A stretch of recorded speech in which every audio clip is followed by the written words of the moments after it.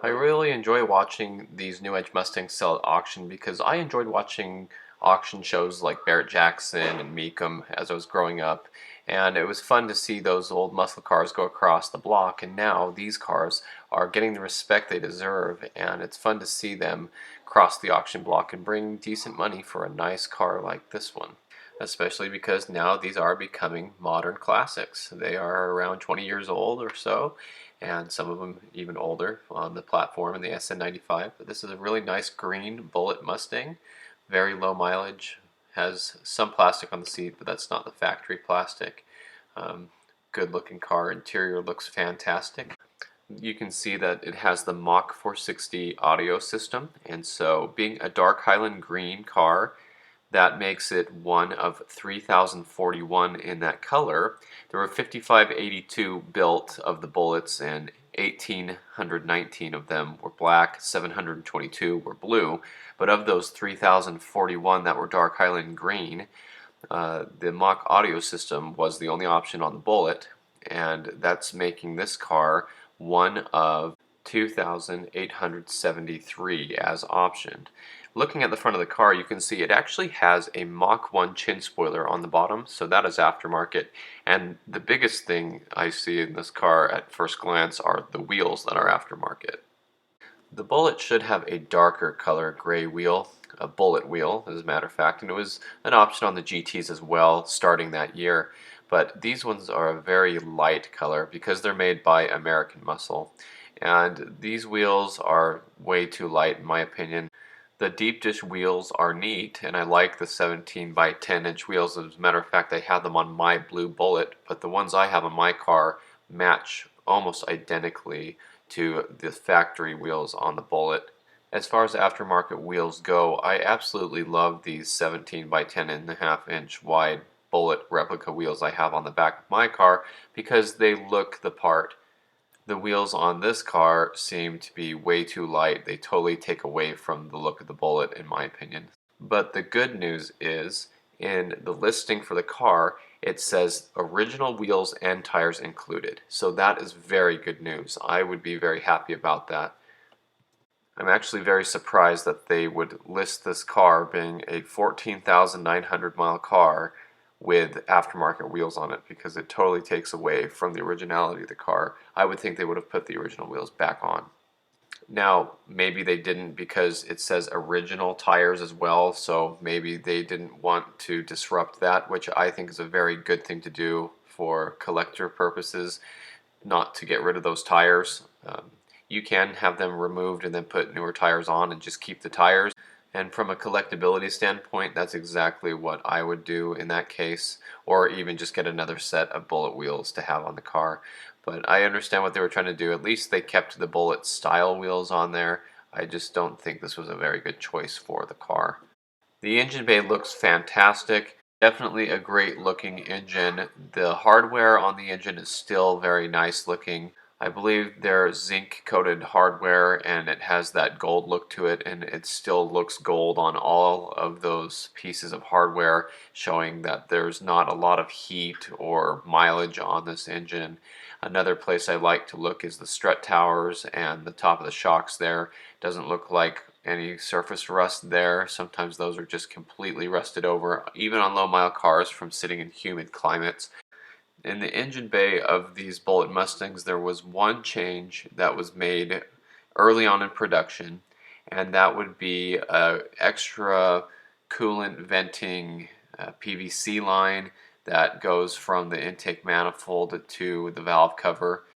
If you look very closely at this close-up shot, you see the orange top fuel injector, and to the right where the aluminum intake manifold rises, there is a threaded PVC hose that you can see goes up and towards the back, and next to that there is a threaded hole for the coolant temperature sensor. The earlier Bullits had a plug on them like this one on my friend's car. This is Bullitt number 868, and you can see that this part of the intake manifold, which is aluminum on the Bullitt, does not have threads down in it like the part next to it for the coolant temperature sensor. And that's significant because in the earlier bullets like this one it's capped off. The later bullets had that threaded PVC hose that went all the way back here to the side of the valve cover. It teed in here to the top of the PVC area of the valve cover and then even to the back of the intake manifold. So looking at this later built intake manifold, you can see the green arrow is pointing to where the coolant temperature sensor would be, and right below the arrow there's another hole that's actually threaded, and that's the part we were just looking at in the video of my friend's bullet. And my friend's bullet is number 868, and my cousin had bullet number 140, and so the earlier bullets, from what I can tell, around the 1000 build number mark for the stickers on the car, bullets number 1000 or earlier seemed to have this hole plugged and not tapped with threads, and then the later bullets got that for some reason. Maybe it helps with heating up the car, maybe it helps with coolant temperatures and the heater core. I don't know exactly why. Maybe it vents into the breather of the valve cover. That's a very interesting thing, but that's what I look for on these bullets to try to figure out how early or late they were built, because that's the only thing you can look at on a bullet and help determine the number of the car, whether it being an earlier or later car, without seeing a sticker on the valve cover that has the actual date that the engine was made or anything like that. Not that it really matters, but that's just something that I have an eye for. So if you look at this one, it does kind of look like there's a hose that goes up that way. It's hard to tell, but I believe this would be a later built car. If you look at this picture of the engine bay, you can see on the strut tower there is the bullet sticker which would have the number on it, and I don't understand why these bullets never have the number listed in the actual listing for the car and the information about the car. You think they would say it's bullet number 4012 out of 5582 or something like that to show the rarity. And so on a low mile car like this, it would be very easy to read that number.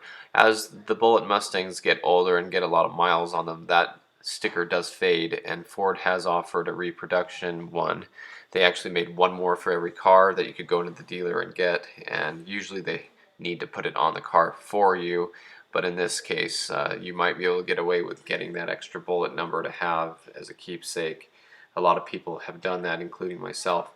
But looking at the bullet sticker, there's one on the strut tower and there's also one under the rear seat on the unibody underneath the carpet, right where your legs would be on the passenger seat behind the driver. So that's something that could be verified later. But this car only has 14,900 miles on it, and it's sold for $33,000, and that's a very, very good price. I've seen very low mile bullets in the hundreds of mile range sell in the 20,000 range, and so it is good to see these bullets coming up in price. And an auction is an interesting thing. It doesn't necessarily determine the value of the car, but a lot of people now are going to think that their Bullitt Mustangs are worth a lot more, and maybe they are. Maybe it's time these cars got the appreciation they deserve. Here's the original window sticker. Look at the bottom of it. It does look like the last digits there are 072601. It's hard to tell, but that would be July 26th of 2001, meaning this was one of the last bullets produced, so it's probably a higher number Bullitt Mustang on the sticker, but that is difficult to tell. That could be a 3. It's really difficult to read, and that's not an exact build date of the car. That's just the window sticker. It seems like the invoice date is there towards the end. So I would assume, judging by the intake manifold change and the date that appears to be later in the year, that this is one of the last bullets produced. Looking at the interior, you can see on the driver's seat there's that seam right in the middle of the driver's seat, and that's something that a lot of people get upset about, and I've seen that on low mileage cars. As a matter of fact, you can see right there where it looks like there almost should be another line in the seat going from side to side because of that little crease. And the original Bullitt concept car actually had seams running in the middle of the seat there, so I wonder if Ford knew that the seats would wrinkle like that but this being a very low mile, basically a 15,000 mile car, still has that line there. That just shows that these seats have that. It's one of the flaws that some of them have. I've seen others that have high mileage that don't have the line growing there. I think it's all determined on how the seat's positioned and how somebody's been sitting in it. But that's just something that sticks out, and I think this is a good thing to show that even super low mile cars have that. I know I've had people talk to me about their Bullitts with about 50,000 miles and it had that crease and they were very upset about it, and I said, don't worry about it, that's very normal. It does have some aftermarket floor mats in there. I would hope the originals come with the car. They might be underneath that or in the trunk, but very beautiful looking interior. The only thing you can see is the radio is the Mach 460 6-disc changer radio. That would be the only difference inside a Bullitt that would come as optioned. My Bullitt is not a Mach 460 audio car, so it does have a different head unit there with a single disc CD, and so that's very interesting to see, and this is very common. Most of them were made with the Mach audio system with that head unit. And if you look at those three buttons, you can see that it has rear defrost on the left, traction off in the middle. That's the traction control button. You push that button and it illuminates to turn off the traction control, which the traction control bogs the engine down and cuts ignition and fuel when it senses the rear wheels are spinning. And then that dummy plug to the right is where the fog light switch would be on a GT. The V6 Mustangs all had that dummy plug because they did not come with the fog lights, and neither did the Bullitt Mustang. So that is correct to have a missing fog light switch. A lot of Bullitt owners have added fog lights to their cars, which I did as well. I added factory fog lights and a factory switch to mine because the wiring is all there, because just like a GT, the whole harness is there that has everything for the provisions for fog lights if you wanted to add them. The Bullitt sill plates look really good, and the interior is fantastic in this car, as we talked about. And so this is a nice car. I think it would have looked so much better with the stock wheels on it. One thing I did notice as well was it does have the optional mud flap pieces on the back. Those are a black rubber plastic look with the running pony on them, and so that's interesting to see that on a Bullitt. The Bullitt side skirts are actually different, and the front part of them do have a mud flap looking piece, which is called the front spat, and that is integrated into the actual side skirt of the car. It is one piece and it hangs down like that, and they do get broken off on speed bumps and things, so it's nice to see a low mileage car that still has those front spats. They're very difficult to find replacements for. There are companies that make aftermarket fiberglass ones, but the original ones can't be beat.